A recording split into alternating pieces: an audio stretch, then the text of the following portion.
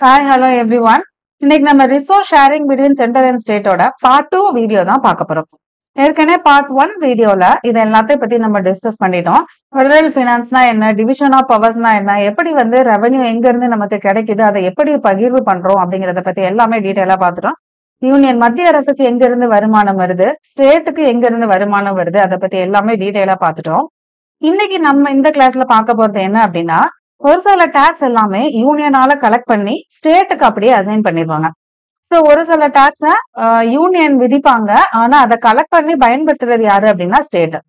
ஒரு சில tax union collect பண்ணுவாங்க, அவங்களே விதிச்சு அவங்களே கலெக்ட் பண்ணி எல்லா ஸ்டேட்டுக்கும் ஈக்குவலா டிஸ்ட்ரிபியூட் பண்ணி கொடுத்துருவாங்க. ஸோ அது எந்தெந்த மாதிரி டாக்ஸ் அப்படிங்கறத பத்தி எல்லாமே இன்னைக்கு டீடைலா பார்த்துட்டு லாஸ்ட் டாபிக்கா பிரின்சிபல் ஆஃப் ஃபெடரல் ஃபினான்ஸ், கூட்டரசோட நிதியின் கொள்கைகள் என்ன அப்படிங்கறதையும் லாஸ்டா பார்த்துட்டோம் அப்படின்னா கம்ப்ளீட்டா இந்த டாபிக் உங்களுக்கு கவர் ஆயிரும். இப்ப வாங்க நம்ம கிளாஸ்க்குள்ள போகலாம். சோ ஃபர்ஸ்ட் நம்ம பார்க்க போறது tax levied and collected by the union but assign to the state. மத்திய அரசால் விதிக்கப்பட்டு வசூலிக்கப்பட்டு மாநிலங்களுக்கு ஒதுக்கக்கூடிய வளங்கள் என்னென்ன அப்படிங்கறத நம்ம பார்க்க போறோம். இது எந்த ஆர்டிகிள் கீழே சொல்லியிருப்பாங்க அப்படின்னா 269 269 தான் இதை பற்றி டீடைலா சொல்லியிருப்பாங்க. ஸோ இந்த ஆர்டிகிள் ரொம்ப ரொம்ப ரொம்ப இம்பார்ட்டன்ட். ஸோ இப்ப வாங்க இந்த கேட்டகரிக்கு கீழே எந்தெந்த டாக்ஸ் எல்லாம் வருது அப்படிங்கறத நம்ம பார்க்கலாம். ஓகே, ஃபர்ஸ்ட் கேட்டகரி இதுல என்ன அப்படின்னு பாத்தீங்கன்னா அக்ரிகல்ச்சர் லேண்ட், விவசாய நிலத்துக்கு சம்பந்தப்பட்ட வரி எல்லாமே நம்ம யாரு தான் கலெக்ட் பண்ணுவா, மாநில அரசு தான் கலெக்ட் பண்ணுவாங்க. ஆனா அதை தவிர்த்து மித்த லேண்ட் சம்பந்தப்பட்ட வரி எல்லாமே மத்திய அரசு தான் கலெக்ட் பண்ணுவாங்க.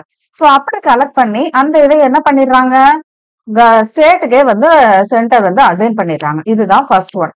ரெண்டாவது கேட்டகரி என்ன அப்படின்னா, அதே மாதிரி அக்ரிகல்ச்சர் லேண்ட தவிர மத்த எல்லாமே எஸ்டேட் டியூட்டி ரிலேட்டடா இருக்கக்கூடிய எல்லா ப்ராப்பர்ட்டி ரிலேட்டடா கிடைக்கக்கூடிய டாக்ஸ் மத்திய அரசு தான் கலெக்ட் பண்ணுவாங்க, அதையுமே ஸ்டேட்டுக்கு அசைன் பண்ணிடுறாங்க. இந்த ஒவ்வொரு டாக்ஸுக்கான மீனிங் என்ன அப்படிங்கறத நம்ம பார்ட் 1 வீடியோலயே டீடைலா பார்த்துட்டோம். ஸோ நீங்க பார்ட் 1 வீடியோ பார்த்துட்டு இதை பாத்தீங்க அப்படின்னா தான் உங்களுக்கு நல்லா புரியும். ஏன்னா ஒவ்வொரு டாக்ஸுக்கான எக்ஸ்பிளனேஷனை நம்ம என்னன்ட்டு ஃபர்ஸ்ட் பார்ட் 1 வீடியோலயே கொடுத்துட்டோம். சோ நெக்ஸ்ட் தேர்ட் என்ன அப்படின்னா ரயில்வேஸ். ரயில்வேஸ் கம்ப்ளீட்டா யாரோட கண்ட்ரோல்ல தான் இருக்கும், சென்ட்ரல் கவர்மெண்ட் கண்ட்ரோல்ல தான் இருக்கும். சோ அதையுமே அவங்க கலெக்ட் பண்ணி யாருக்கு தான் அசைன் பண்றாங்க, ஸ்டேட்டுக்கு தான் அசைன் பண்றாங்க. அடுத்து ஸ்டாக் மார்க்கெட்டிங். சோ ஏதாவது ஒரு ஷேரை வித்தோம் அப்படின்னா அது மூலமா ஏதாவது நமக்கு டாக்ஸ் கிடைக்குது அப்படின்னா அதே சென்ட்ரல் கவர்மெண்ட் தான் கலெக்ட் பண்ணுவாங்க, ஆனா அதை யாருக்கு அசைன் பண்ணிடுவாங்க, ஸ்டேட்டுக்கு அசைன் பண்ணிடுவாங்க. சோ நெக்ஸ்ட் என்ன அப்படின்னா நம்ம இந்த மாதிரி sale tax and purchase tax சொல்லி பார்த்தோம். எந்த ரெண்டுக்கு மட்டும்தான் மத்திய அரசு கலெக்ட் பண்ணுவாங்க, நியூஸ் பேப்பருக்கும் அதுல ஏதாவது அட்வர்டைஸ்மெண்ட் பப்ளிஷ் பண்ணாலும் அதை யார் தான் கலெக்ட் பண்ணுவாங்க, மத்திய அரசு தான் கலெக்ட் பண்ணுவாங்க. சோ இதையும் அவங்க யாருக்கு தான் அசைன் பண்றாங்க, ஸ்டேட்டுக்கு தான் அசைன் பண்றாங்க. இதே மாதிரி டெர்மினல் டாக்ஸ் சொல்லி பார்த்தோம். எந்த டெர்மினல் டாக்ஸ் எல்லாம் சென்ட்ரல் கவர்மெண்ட் கலெக்ட் பண்ணுவாங்க, ரயில்வேஸ், சிஆர், இந்த 3 மூலமா கிடைக்கக்கூடியதை மட்டும் தான் சென்ட்ரல் கவர்மெண்ட் கலெக்ட் பண்ணுவாங்க. அதையுமே யாருக்கு தான் அசைன் பண்றாங்க, ஸ்டேட்டுக்கு தான் அசைன் பண்றாங்க. நெக்ஸ்ட் இப்ப ரெண்டு ஸ்டேட்டுக்கு இடையில ஏதாவது ஒரு பொருளை வாங்குறதோ விற்கிறதா இருந்தாலோ அதையும் யார் தான் கலெக்ட் பண்ணுவாங்க, அந்த டாக்ஸ யூனியன் கவர்மெண்ட் தான் கலெக்ட் பண்ணுவாங்க. ஆனா ஸ்டேட்டுக்கு அந்தந்த ஸ்டேட்டுக்கு அதை என்ன பண்ணிடுவாங்க, அசைன் பண்ணிடுவாங்க. சோ இந்த கேட்டகரி எல்லாம் தான் யூனியன் கலெக்ட் பண்ணி அதை ஸ்டேட்டுக்கு அசைன் பண்ணக்கூடியது. மொத்தம் எத்தனை கேட்டகரி, 7 கேட்டகரி பார்த்திருக்கோம். சோ அடுத்து நம்ம பார்க்க போறது மத்திய அரசு தான் அதை விதிப்பாங்க, ஆனா மாநில அரசு என்ன பண்ணிடுவாங்க, அதை கலெக்ட் பண்ணி அவங்க பயன்படுத்திப்பாங்க. சோ அப்படி ஒரு சில கேட்டகரி எல்லாம் இருக்கு. சோ இது எந்த ஆர்டிகிள் கீழே வரும் அப்படின்னு பாத்தீங்கன்னா ஆர்டிகிள் 268 268. நம்ம முன்னாடி பார்த்த ஆர்டிகிள் என்ன அப்படின்னா 269, இது 268. இந்த ஆர்டிகிள் ரொம்ப ரொம்ப ரொம்ப இம்பார்ட்டன்ட், ஏன்னா இதுதான் எக்ஸாம் ரிலேட்டடா அடிக்கடி கேட்பாங்க. சோ இந்த கேட்டகரிக்கு கீழே என்னெல்லாம் வரும் அப்படின்னா ஒரு 2 தான் வரும். என்ன அப்படின்னா ஸ்டாம்ப் டியூட்டிஸ், அதுக்கப்புறம் duties of excise on medicinal and toilet preparation. அதாவது இந்த டியூட்டிஸ் ஆஃப் எக்ஸைஸ்க்கு கீழே நிறைய வரும், ஆனா இந்த மெடிசினல் அண்ட் டாய்லெட் ப்ரிப்பரேஷன் மட்டும், அதுக்கு ரிலேட்டடா உள்ளது மட்டும் யூனியன் தான் என்ன பண்ணுவாங்க, அதுக்கான டாக்ஸ் எல்லாம் விதிப்பாங்க. ஆனா கலெக்ட் பண்றது யாரு அப்படின்னு பாத்தீங்கன்னா ஸ்டேட். இது யூனியன் டெரிட்டரிஸ், யூனியன் பிரதேசங்களா இருந்தா அதுக்கு இந்திய அரசே வசூலிச்சுப்பாங்க. ஆனா மாநிலங்களா இருந்தா அதை யாரு, அந்தந்த மாநிலங்களே வசூலிச்சு அதை யூஸ் பண்ணிப்பாங்க. மெடிசனல் அண்ட் டாய்லெட் ப்ரிப்பரேஷனுக்கு கீழே என்னென்ன கேட்டகரி எல்லாம் வரும் அப்படின்னா இப்ப மெடிசன் மருத்துவம் சார்ந்த பொருட்கள் என்னென்ன, நம்ம டேப்லெட் தயாரிக்கிறது, வேற சிரப் தயாரிக்கிறது, அதுக்கு என்னென்ன பொருட்கள் எல்லாம் தேவையோ அதுக்கு ஏதாவது ஒரு வரி விதிச்சோம் அப்படின்னா அது எல்லாமே மெடிசனல் ப்ரிப்பரேஷனுக்கு கீழே வரும். அதே இது டாய்லெட் ப்ரிப்பரேஷனுக்கு கீழே என்னெல்லாம் வரும் அப்படின்னா நம்ம யூஸ் பண்ணக்கூடிய காஸ்மெட்டிக் ஐட்டம்ஸ் இருக்குல்ல, பெர்ஃபியூம் யூஸ் பண்றோம், பவுடர் யூஸ் பண்றோம், டியோட்ரண்ட் யூஸ் பண்றோம், அந்த மாதிரி கேட்டகரியில வரக்கூடியது எல்லாமே டாய்லெட் ப்ரிப்பரேஷனுக்கு கீழே வரும். சோ இந்த மாதிரி ப்ராடக்ட்டுக்கு எல்லாமே வரி யார் விதிப்பா? யூனியன் தான் விதிப்பாங்க. ஆனா ஸ்டேட் அதை கலெக்ட் பண்ணி யூஸ் பண்ணிப்பாங்க. சோ இந்த 2 கேட்டகரி ஞாபகம் வச்சுக்கணும். இல்ல தமிழ்ல இதுல சுங்க வரி அப்படின்னு கொடுத்திருக்காங்க. இங்க சுங்க வரி அப்படிங்கறத கலால் வரி அப்படிங்கிற மீனிங்ல தான் நம்ம எடுத்துக்கணும். ஏன்னா இதுல 2 இதை நம்ம மென்ஷன் பண்ணுவோம். சுங்க வரி அப்படிங்கிறது இப்ப இங்கிலீஷ்ல சொல்லணும் அப்படின்னா கஸ்டம் டியூட்டி, எக்ஸைஸ் டியூட்டின்னு சொல்லி 2ஆ பிரிச்சு சொல்லுவோம். ஆனா தமிழ்ல 2யுமே சுங்க வரின்னு சொல்லுவாங்க. கஸ்டம் டியூட்டி அப்படிங்கிறது அந்த பார்டர்ல இருந்து ஒரு ஏரியா, அதாவது இந்தியால இருந்து ஒரு பொருள் வெளியே போனாலும், வெளியில இருந்து ஏதாவது ஒரு பொருள் உள்ள வந்தாலும் அதுக்கு வரி விதிக்கிறது சுங்க வரி, கஸ்டம் டியூட்டின்னு சொல்லுவோம். அதே இது ஒரு நாட்டுக்குள்ளேயே பொருள் தயாரிச்சு அந்த பொருளுக்கு ஒரு வரி விதிச்சோம் அப்படின்னா அதை கலால் வரி அப்படின்னு சொல்லுவோம். இங்க அவங்க சுங்க வரி அப்படின்னு நீங்க சொல்றது கலால் வரியை தான் சொல்றாங்க, சுங்க வரி கிடையாது. அதாவது மத்த கண்ட்ரில இருந்து எக்ஸ்போர்ட் பண்ற பொருள் கிடையாது, நம்ம கண்ட்ரிக்குள்ளேயே எக்ஸ்போர்ட் பண்றது. இங்கிலீஷ்ல பாத்தீங்க அப்படின்னா இது கரெக்டா இருக்கு, டியூட்டிஸ் ஆஃப் எக்ஸைஸ் அப்படின்னு கரெக்டா கொடுத்திருப்பாங்க. சோ நெக்ஸ்ட் நம்ம பார்க்க போற கேட்டகரி என்ன அப்படின்னா, சென்ட்ரல் கவர்மெண்ட் விதிப்பாங்க, அவங்களே கலெக்டும் பண்ணிப்பாங்க. ஆனா எல்லா ஸ்டேட்டுக்கும் என்ன பண்ணிடுவாங்க, டிஸ்ட்ரிபியூட் பண்ணி கொடுத்துருவாங்க. இது எந்த ஆர்டிகிள் கீழே வரும் அப்படின்னா ஆர்டிகிள் 270, 272. இந்த ஆர்டிகிளை நீங்க கரெக்டா நோட் பண்ணி படிச்சு வச்சுக்கணும். சோ இதுக்கு கீழேயும் 2 கேட்டகரி தான் வரும். என்னென்ன கேட்டகரினா அப்படின்னா, இன்கம் டாக்ஸ் எல்லாமே யாருக்கு தான் நம்ம பே பண்ணுவோம், மத்திய அரசுக்கு தான் பே பண்ணுவோம். அதே இது அக்ரிகல்ச்சர் ரிலேட்டடா ஒரு இன்கம் வந்துச்சுன்னா அதை யாரு கலெக்ட் பண்ணுவாங்க, மாநில அரசு கலெக்ட் பண்ணுவாங்க, நம்ம ஏற்கனவே பார்த்தோம். அப்ப income tax union government collect பண்ணாலும் அதை எல்லா ஸ்டேட்டுக்கும் தான் என்ன பண்றாங்க, டிஸ்ட்ரிபியூட் பண்ணி கொடுக்குறாங்க.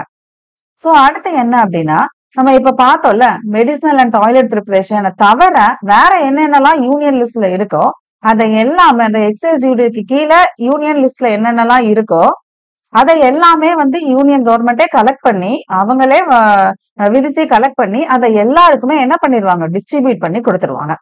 இப்ப இதுல நீங்க நோட் பண்ண வேண்டியது என்ன அப்படின்னா, இந்த இன்கம் டாக்ஸ்ன்னு சொல்றோம்ல, இந்த இன்கம் டாக்ஸ்ல எந்த டாக்ஸ் இன்க்ளூட் ஆகாது அப்படின்னு பாத்தீங்கன்னா, கார்பரேட் நிறுவனம் அவங்களுக்கு வரக்கூடிய ப்ராஃபிட்டுக்கு ஒரு டாக்ஸ் கட்டுவாங்கல்ல, அதை இன்கம் டாக்ஸ்க்கு கீழே வராது. சோ அதுக்கு கீழே கிடைக்கக்கூடிய டாக்ஸ் எல்லாம் அப்ப என்ன பண்ணிடுவாங்க, யூனியன் கவர்மெண்டே யூஸ் பண்ணிப்பாங்க. அதை தவிர மத்த இன்கம் டாக்ஸ் எல்லாமே என்ன பண்ணிடுவாங்க, எல்லா ஸ்டேட்டுக்கும் டிஸ்ட்ரிபியூட் பண்ணி கொடுத்துருவாங்க மத்திய அரசு. சோ இப்ப இந்த 3 கேட்டகரி உங்களுக்கு தெளிவா புரிஞ்சிருக்கும்னு நினைக்கிறேன். ஒரு டைம் கம்ப்ளீட்டா ரீகால் பண்ணிட்டோம் அப்படின்னா உங்களுக்கு ரொம்ப தெளிவாவே புரிஞ்சிடும். சோ ஃபர்ஸ்ட் என்ன கேட்டகரி, மத்திய அரசு விதிக்கிறாங்க, ஆனா அதை என்ன பண்ணிடுறாங்க, ஸ்டேட்டுக்கு கொடுத்துடுறாங்க. சோ இது ஃபர்ஸ்ட் கேட்டகரி, இதோட ஆர்டிகல் 269. இதுக்கு கீழே என்னென்னலாம் வருது அப்படின்னா ஒரு 7 கேட்டகரி பார்த்தோம். ஃபர்ஸ்ட் என்ன அப்படின்னா, அக்ரிகல்ச்சர் நிலத்தை தவிர வேற எந்த நிலத்துக்கு வரி வாங்கினாலும் அதை யூனியன் கலெக்ட் பண்ணி ஸ்டேட்டுக்கு கொடுத்துடுறாங்க. அதே மாதிரி எஸ்டேட் டியூட்டி, ஒரு ப்ராப்பர்ட்டி அடுத்த தலைமுறைக்கு போகும்போது அதுக்கான வரியை மத்திய அரசு தான் கலெக்ட் பண்ணுவாங்க. ஆனா அதை யாருக்கு கொடுத்துடுறாங்க, நம்ம ஸ்டேட்டுக்கு கொடுத்துடுறாங்க. ரயில்வேஸ்ல இருந்து கலெக்ட் பண்ணக்கூடிய வரியையும் யூனியன் கலெக்ட் பண்ணி ஸ்டேட்டுக்கு கொடுத்துடுறாங்க. ஸ்டாக் மார்க்கெட்டிங்ல கிடைக்கக்கூடிய வரியையும் யூனியன் கலெக்ட் பண்ணி ஸ்டேட்டுக்கு கொடுத்துடுறாங்க. அதே மாதிரி இந்த சேல்ஸ் டாக்ஸ்ல 2 கேட்டகரியை மட்டும் தான் யூனியன் கவர்மெண்ட் கலெக்ட் பண்ணுவாங்க. அது என்ன அப்படின்னா, நியூஸ் பேப்பருக்கோ அதுல போடக்கூடிய ஆடுக்கோ நம்ம டாக்ஸ் கலெக்ட் பண்றோம் அப்படின்னா அது யூனியன் கவர்மெண்ட் தான் கலெக்ட் பண்ணுவாங்க. ஆனா ஸ்டேட்டுக்கு அசைன் பண்ணிடுறாங்க. அதே மாதிரி ஒரு ஸ்டேட்ல இருந்து இன்னொரு ஸ்டேட்டுக்கு ஒரு ப்ராடக்ட், ஏதோ ஒரு குட்ஸ் தயாரிச்சு போகுது அப்படின்னா அதுக்கான வரியையும் மத்திய அரசு தான் கலெக்ட் பண்ணுவாங்க, ஆனா ஸ்டேட்டுக்கு கொடுத்துடுறாங்க. அப்புறம் லாஸ்டா டெர்மினல் டாக்ஸ் இந்த 3க்கு மட்டும் தான் சென்ட்ரல் கவர்மெண்ட் கலெக்ட் பண்ணுவாங்க, அதையுமே ஸ்டேட்டுக்கு அசைன் பண்ணிடுறாங்க. சோ அடுத்த கேட்டகரி என்ன, சென்ட்ரல் கவர்மெண்ட் என்ன பண்றாங்க, அதை விதிக்கிறாங்க, ஆனா ஸ்டேட் கவர்மெண்டே அதை கலெக்ட் பண்ணி யூஸ் பண்ணிக்கிறாங்க. ஃபர்ஸ்ட் கேட்டகரி கலெக்ட் பண்றது சென்ட்ரல் கவர்மெண்ட், ஆனா எல்லாத்துக்கும் அசைன் பண்ணிடுறாங்க அந்தந்த ஸ்டேட்டுக்கு. 2வது கேட்டகரி அவங்க விதிக்க மட்டும் தான் செய்யறாங்க, அந்தந்த ஸ்டேட்டை கலெக்ட் பண்ணி யூஸ் பண்ணிக்கிறாங்க. அந்த கேட்டகரியில 2 தான் வருது. ஒன்னு ஸ்டாம்ப் டியூட்டி, இன்னொன்னு duties of excise on medicinal and toilet preparation. இந்த 2 கேட்டகரி தான். யூனியன் டெரிட்டரிஸா இருந்துச்சுன்னா சென்ட்ரல் இந்திய அரசே கலெக்ட் பண்ணிக்கிடும். அதே இது ஸ்டேட்டா இருந்துச்சு அப்படின்னா அந்தந்த ஸ்டேட்டே கலெக்ட் பண்ணிப்பாங்க. அடுத்து 3rd கேட்டகரி என்ன, சென்ட்ரல் கவர்மெண்ட் விதிப்பாங்க, கலெக்ட் பண்ணுவாங்க, அதை எல்லா ஸ்டேட்டுக்கும் யூனியன் டெரிட்டரிஸ்க்கும் ஈக்குவலா டிஸ்ட்ரிபியூட் பண்ணி கொடுத்துருவாங்க. இதுதான் லாஸ்ட் கேட்டகரி. இதோட ஆர்டிகல் என்ன அப்படின்னா ஆர்டிகல் 270 and 272. சோ இதுல என்ன கேட்டகரி வருது, இன்கம் டாக்ஸ் கலெக்ட் பண்றது யாரு, அக்ரிகல்ச்சர் இன்கம் தவிர மத்த எல்லாத்தையும் கலெக்ட் பண்றது யூனியன் கவர்மெண்ட். பட் அதை என்ன பண்ணிடுறாங்க, எல்லா ஸ்டேட்டுக்கும் டிஸ்ட்ரிபியூட் பண்ணி கொடுத்துறாங்க. இந்த இன்கம்க்கு கீழே என்ன வராது, கார்பரேட் நிறுவனம் கட்டக்கூடிய அந்த வரி அப்படிங்கிறது வராது. சோ அது யார் யூஸ் பண்ணிக்குவா, மத்திய அரசை யூஸ் பண்ணிப்பாங்க.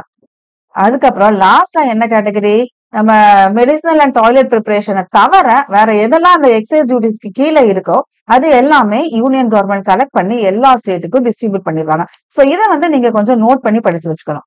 ஏன்னா அந்த மெடிசனல் அண்ட் டாய்லெட் ப்ரிப்பரேஷன் அப்படின்னு கொடுத்தாங்கன்னா அது எந்த கேட்டகரிக்குள்ள வரும், அந்த யூனியன் கவர்மெண்ட் விதிச்சு அந்த ஸ்டேட்டே கலெக்ட் பண்ணிப்பாங்க. அதே இது மெடிசனல் அண்ட் டாய்லெட் ப்ரிப்பரேஷன் தவிர வேற ஏதாவது எக்ஸைஸ் டியூட்டியா இருந்துச்சு அப்படின்னா அதை யூனியன் கவர்மெண்டே கலெக்ட் பண்ணி எல்லாத்துக்கும் டிஸ்ட்ரிபியூட் பண்ணி கொடுத்துருவாங்க. இதுல எந்த மாதிரி கொஸ்டின் கேட்கலாம் அப்படின்னு பாத்தீங்கன்னா, இப்போ இதை எடுத்துக்கிட்டோம் அப்படின்னா இந்த கேட்டகரியை கொடுத்துட்டு இது எந்த ஆர்டிகிளுக்கு கீழே வரும் அப்படின்னு கேட்கலாம்.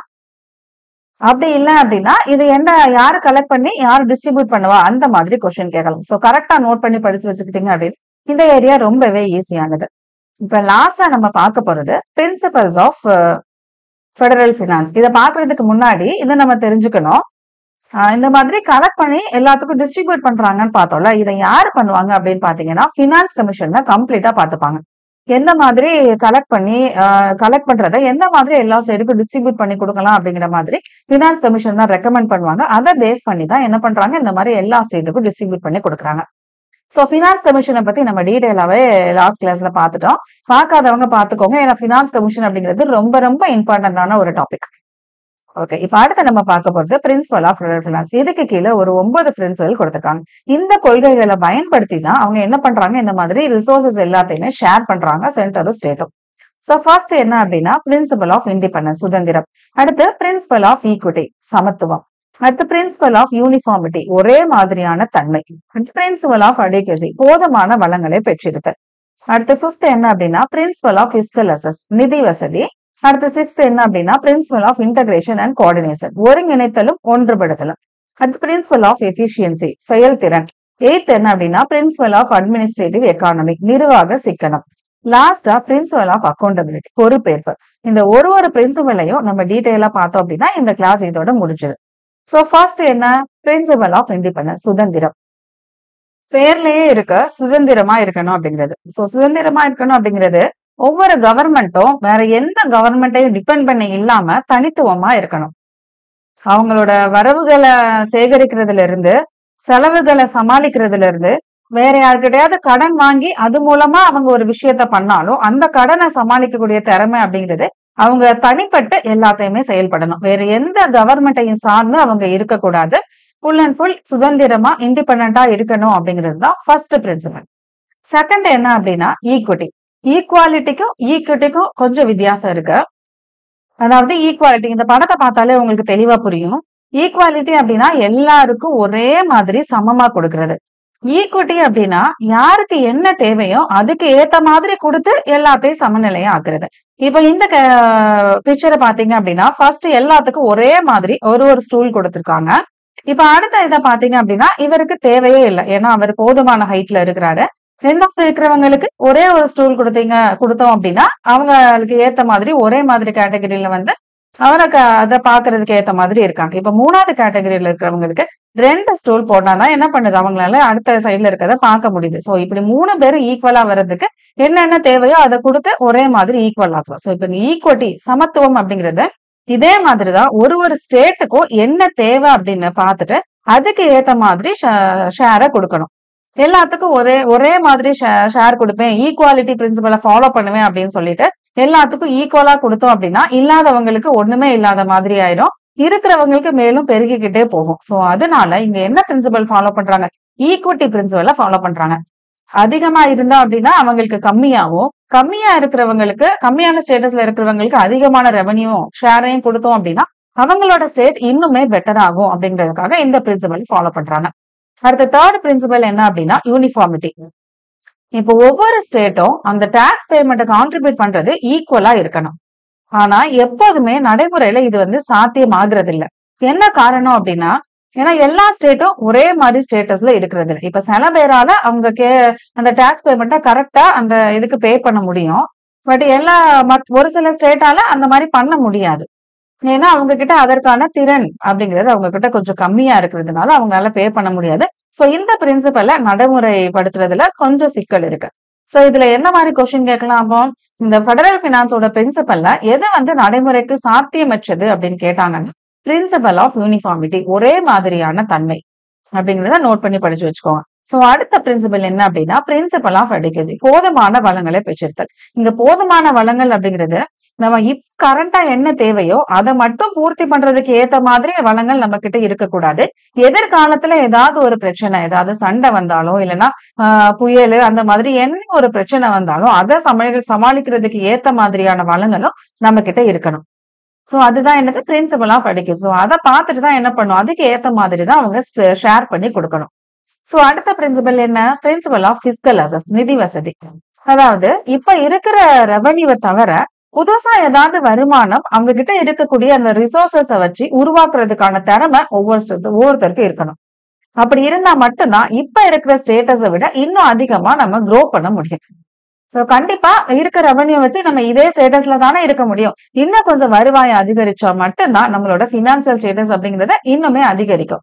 சோ அதனால புதுசா நம்ம கிட்ட இருக்க சோர்சஸை யூஸ் பண்ணி ரெவன்யூவை எப்படி இன்க்ரீஸ் பண்ணலாம் அப்படிங்கிற மாதிரி பார்த்து அதுக்கு ஏத்த மாதிரி நம்ம சென்டருக்கும் ஸ்டேட்டுக்கும் ஷேர் பண்ணி கொடுத்தோம் அப்படின்னு எல்லாரும் இன்னுமே பெட்டரா டெவலப் ஆகலாம் அப்படிங்கிறதுக்காக இந்த பிரின்சிபலை ஃபாலோ பண்றாங்க. சோ அடுத்து என்ன பிரின்சிபல் அப்படின்னா இன்டகிரேஷன் அண்ட் கோஆர்டினேஷன். கண்டிப்பா இன்டகிரேஷன் அண்ட் கோஆர்டினேஷன் இல்ல அப்படின்னா நம்மளோட கண்ட்ரி இந்த லெவல்ல இருந்து அடுத்த லெவலுக்கு கொண்டு போகவே முடியாது. இப்ப எக்ஸாம்பிளுக்கு ஏதாவது ஒரு ப்ராடக்ட தயாரிக்கிறோம் அப்படின்னா ஃபர்ஸ்ட் விவசாயிகள் என்ன பண்றணும், அதுக்கான அந்த ரா மெட்டீரியலை வந்து அவங்க தயாரிச்சு கொடுக்கணும். அடுத்த ரெண்டாவது கேட்டகரி அந்த கிடைச்ச அந்த பொருளை என்ன பண்ணணும், வேற ஒரு பொருளா மாத்தி கொடுக்கறதுக்கு செகண்டரி செக்டாரோட உதவி தேவைப்படும். சோ அத மக்கள் கிட்ட கொண்டு போய் சேர்க்கறதுக்கு சர்வீஸ் செக்டாரோடது தேவைப்படும். சோ இந்த மாதிரி எல்லாரும் ஒன்றிணைச்சு செயல்பட்டா மட்டும்தான் நம்மளோட ஒரு ப்ராடக்ட் அப்படிங்கிறது முழுசா கிடைக்குது, அது மக்கள் கிட்டையும் போய் சேருது. சோ அப்படி பண்ணா மட்டும்தான் என்ன பண்ண முடியும், அதை வந்து வருமானமாக்கி அதை நம்ம கண்ட்ரிய அடுத்த ஸ்டேஜுக்கு கொண்டு போக முடியும். சோ இது வந்து ரொம்ப முக்கியமான ஒரு பிரின்சிபலா பார்க்கப்படுது. அடுத்து என்ன பிரின்சிபல் அப்படின்னா பிரின்சிபல் ஆஃப் எஃபிஷியன்சி. இப்ப எஃபிஷியன்சி அப்படின்னா நமக்கு இருக்கக்கூடிய அந்த வருமானத்தை வச்சு கரெக்ட் முறையில ஆர்கனைஸ் பண்ணி அதை கரெக்டான முறையில வந்து என்ன பண்ண அதை ஒருங்கிணைச்சு கொண்டு போகணும். எந்த விதமான ஃப்ராடும் வரி நிறைய பேர் என்ன பண்ணுவாங்க, அந்த டாக்ஸ் பே பண்றதுல எல்லாம் பே பண்ணாம ஏமாத்திடுவாங்க. அதுதான் என்ன சொல்றாங்க, டாக்ஸ் எவேஷன், டாக்ஸ் வரி ஏய்ப்பு அப்படின்னு சொல்லுவாங்க. சோ அந்த மாதிரி யாரும் பண்ணக்கூடாது, வேற ஃப்ராட் பண்ணக்கூடாது. இந்த மாதிரி எதுவுமே பண்ணாம கரெக்டா எல்லாரும் டாக்ஸ பே பண்ணிட்டாங்க அப்படின்னா கரெக்டா முன்னாடியே கால்குலேட் பண்ணலாம், இந்த மாதிரி இவ்வளவு டாக்ஸ் தான் பே பண்ணுவாங்க, அதை வந்து நம்ம இந்த மாதிரி ஷேர் பண்ணி கொடுக்கலாம் அப்படிங்கிற மாதிரி கரெக்டா ஃபாலோ பண்ணி கரெக்டா கொண்டு போகிறதுக்கு ஏதுவா இருக்கும். அதே மாதிரி டபுள் டாக்ஸேஷனையும் நம்ம கண்டிப்பா அவாய்ட் பண்ணணும். ஏன்னா சம்டைம்ஸ் என்ன பண்ணிடுவாங்க, இந்த கால்குலேஷன்ல மிஸ் அண்டர்ஸ்டாண்ட் ஆகி டபுள் டாக்ஸேஷன் பண்றதுக்கான வாய்ப்புகள் நிறைய இருக்கு. சோ அதையும் நம்ம கவனமா பாத்துக்கணும். டாக்ஸ் கட்டாமையும் விட்டுறக்கூடாது, டாக்ஸ் கட்டுறவங்க 2 டைம் கட்டிடவும் கூடாது. சோ இதை எல்லாத்தையும் நம்ம கரெக்டா வெல் ஆர்கனைஸ்ட் பண்ணி கொண்டு போகணும். சோ இது ஒரு பிரின்சிபலா ஃபாலோ பண்றாங்க. சோ அடுத்து என்ன அப்படின்னா அட்மினிஸ்ட்ரேட்டிவ் எக்கானமி, நிர்வாக சிக்கனம். இப்ப நம்ம டாக்ஸ் கலெக்ட் பண்றோம், இப்போ 1000 ரூபாய் டாக்ஸ் கலெக்ட் பண்றதுக்கு 800 ரூபாய் செலவு பண்ணி போனோம் அப்படின்னா அதுல பெருசா எந்த விதமான லாபமும் நமக்கு இருக்க போறது இல்லை. சோ எப்பவுமே நம்ம டாக்ஸ் கலெக்ட் பண்றதோட கலெக்ஷன் காஸ்ட் வந்து மினிமமா இருக்கிற மாதிரி பாத்துக்கணும். சோ இது ஒரு பிரின்சிபலா ஃபாலோ பண்றாங்க. தென் லாஸ்ட் பிரின்சிபல் என்ன அப்படின்னா அக்கௌண்டபிலிட்டி. சோ அவங்க மேற்கொள்ளக்கூடிய ஒவ்வொரு விஷயமும் என்ன பண்ணணும், அக்கௌண்டபிளா இருக்கணும். யூனியன் சென்ட்ரல் கவர்மெண்டா இருந்தாங்க அப்படின்னா அவங்க யாருக்கு அக்கௌண்டபிளா இருக்கணும், பார்லிமெண்ட்டுக்கு அக்கௌண்டபிளா இருக்கணும். ஸ்டேட் கவர்மெண்டா இருந்துச்சுன்னா யாருக்கு அக்கௌண்டபிளா இருக்கணும், அந்த ஸ்டேட் லெஜிஸ்லேட்டிவ் அசம்பிளிக்கு அக்கௌண்டபிலிட்டியா இருக்கணும். சோ இதுதான் இவங்க கடைபிடிச்சக்கூடிய அந்த 9 கொள்கைகள். சோ இதுதான் பிரின்சிபல் ஆஃப் ஃபெடரல் ஃபினான்ஸ் அப்படிங்கிறது. சோ இது உங்களுக்கு தெளிவா புரிஞ்சிருக்கும் நம்புறேன். So resource sharing between centre and state அப்படிங்கிறது இதோட முடிஞ்சிருச்சு. சோ அடுத்த கிளாஸ்ல ஒவ்வொரு டாபிக்கா நம்ம டீடைலா பார்க்கலாம். இந்த வீடியோ எப்படி இருந்துச்சு அப்படிங்கறத மறக்காம கமெண்ட் பண்ணுங்க, ஷேர் பண்ணுங்க, பிடிச்சிருந்தா லைக் பண்ணுங்க, சப்ஸ்கிரைப் பண்ணிக்கோங்க. தேங்க்யூ.